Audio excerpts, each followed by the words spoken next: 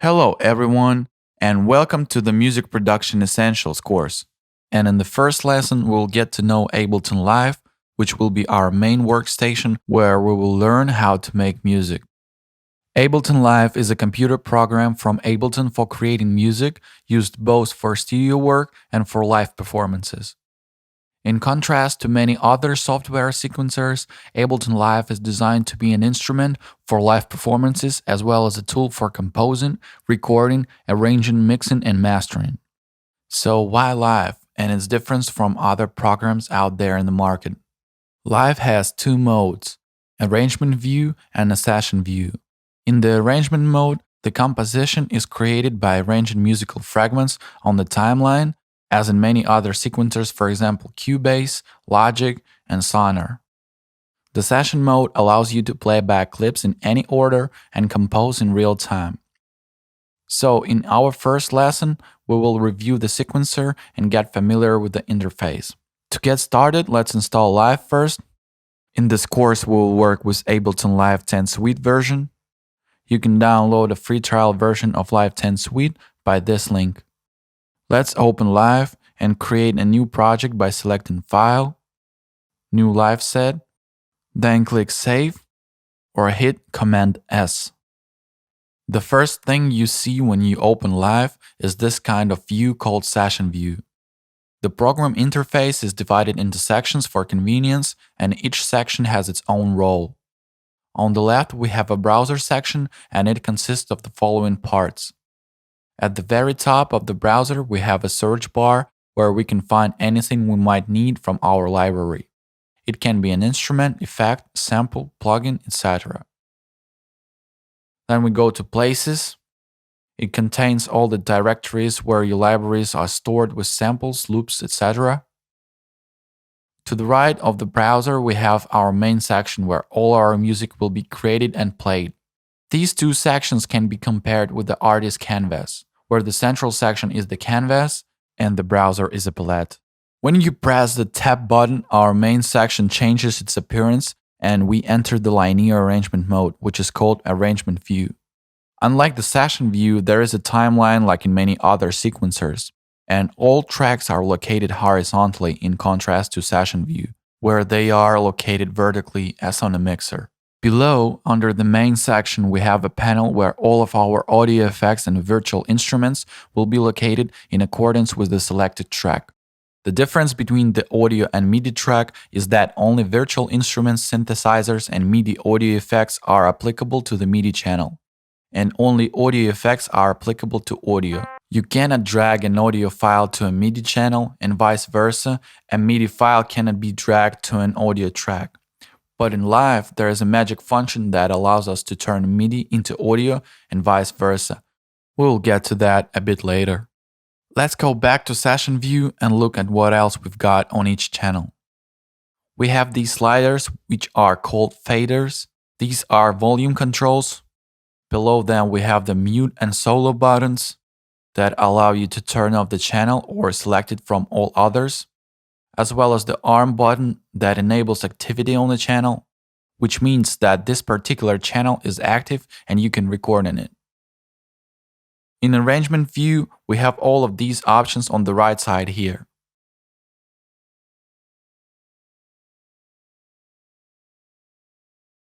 In the lower left corner, you can find a window section with the helpful information where you can always refer for a hint about any element in Live or anything else.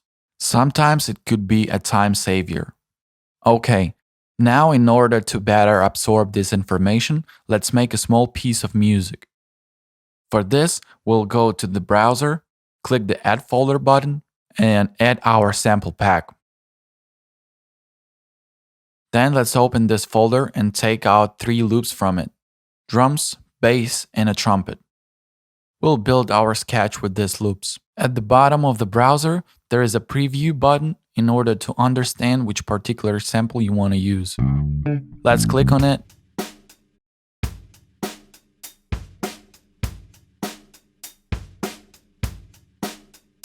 After that, we'll drag each loop to a separate track at the beginning of the timeline.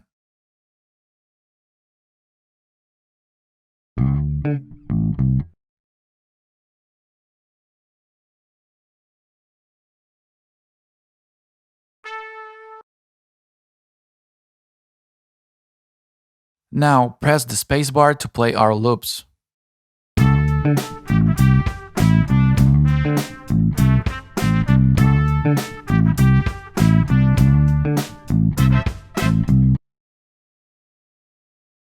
Spacebar activates the play and stop buttons. In order to enlarge our section, hover over the timeline and you will see a magnifying glass. Pull up or down to zoom in or out, or press the hotkey Shift plus or minus. Now, in order to make a loop, let's activate the loop button, which is located in the upper part of the control panel here, which is also called transport panel, and select our fragment. Now press play or spacebar and we have our audio looped.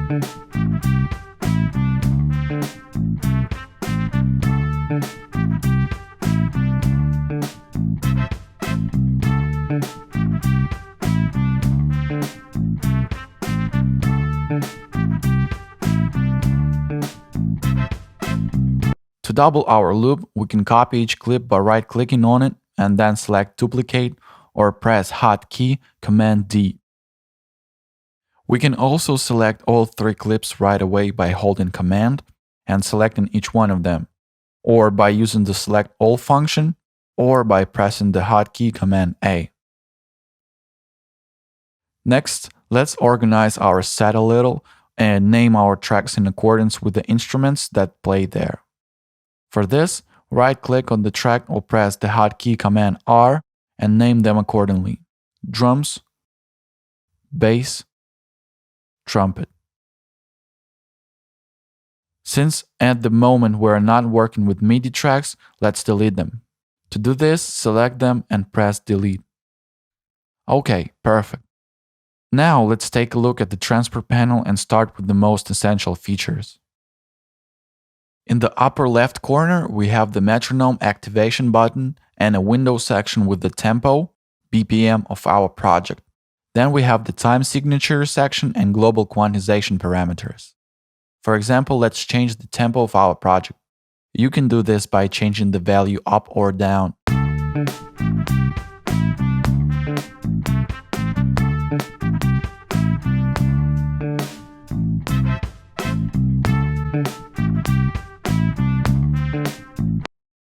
You can hear the difference now.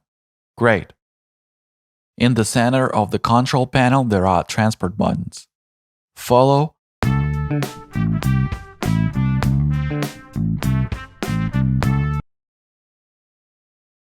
play, stop, record, overdub, and buttons for activating the automation recording.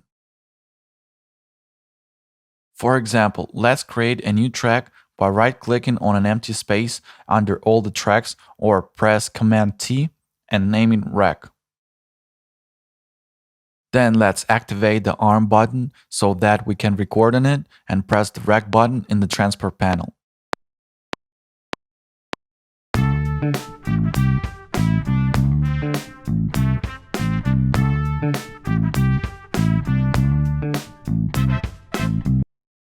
Now press stop.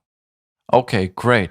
As you can see, we recorded an audio clip on this track, but since we had no source of external signal, it's empty.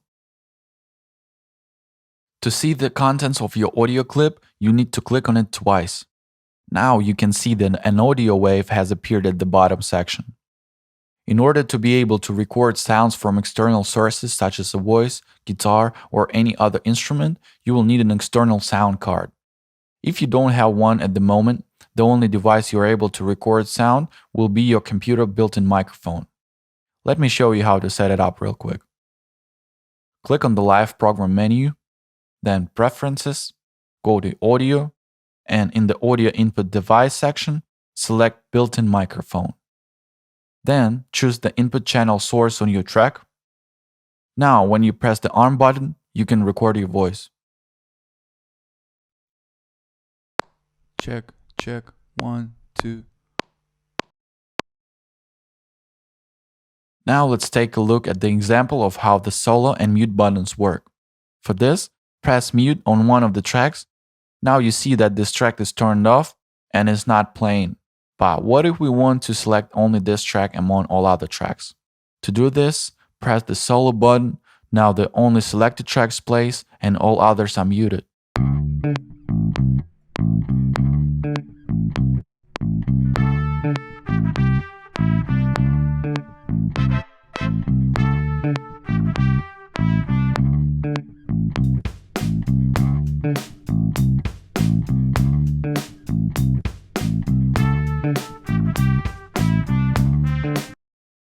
You can also mute or solo several tracks together by holding Command.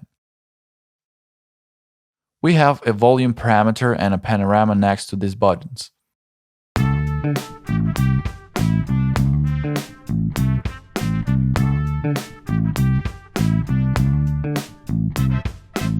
Panorama allows us to arrange instruments in space.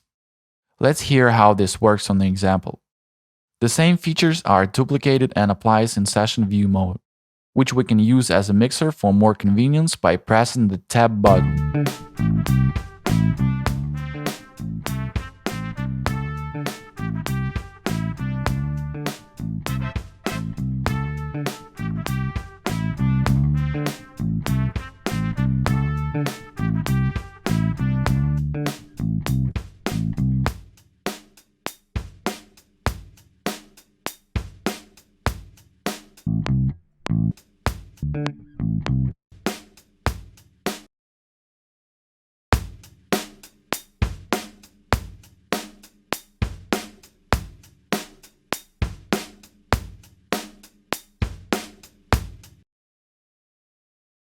Now let's make a mini arrangement and then adjust our levels and panorama on the channels. To do this, let's make our loop 4 times longer and then arrange the clips so that all of our instruments play sequentially one after another, forming as a result a musical piece of 3 instruments. To move one of the loops, simply click on it and while holding the left mouse button, drag it whenever you want to place it on the timeline, and then release the button. To duplicate the clip, right-click on it and choose Duplicate or press Command D. To delete a clip, press Delete. To undo, press Command Z. Perfect. Adjust the volume levels of our tracks and arrange the panorama so that our drums are in the center, and split the trumpet and bass by 25% on each of the channels, left and right.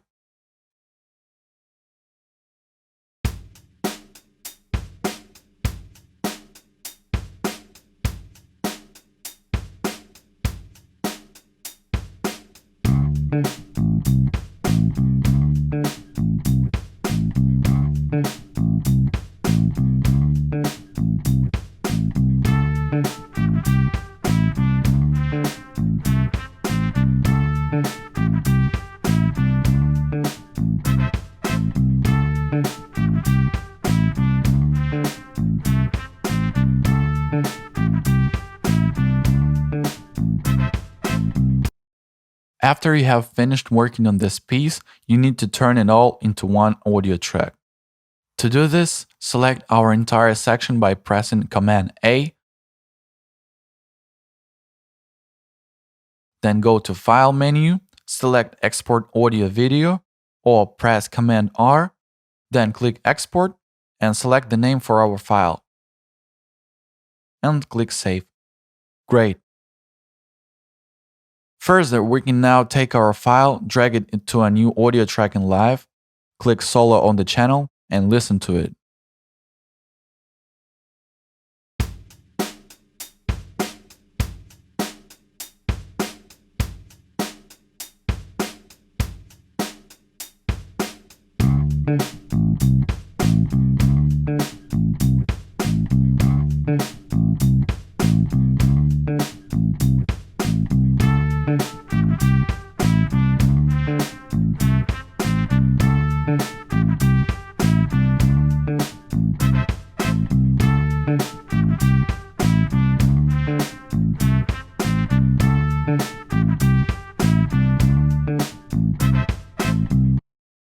You can notice that our musical piece from 3 tracks in the project has now become a single file. Congratulations! So the first lesson has come to the end.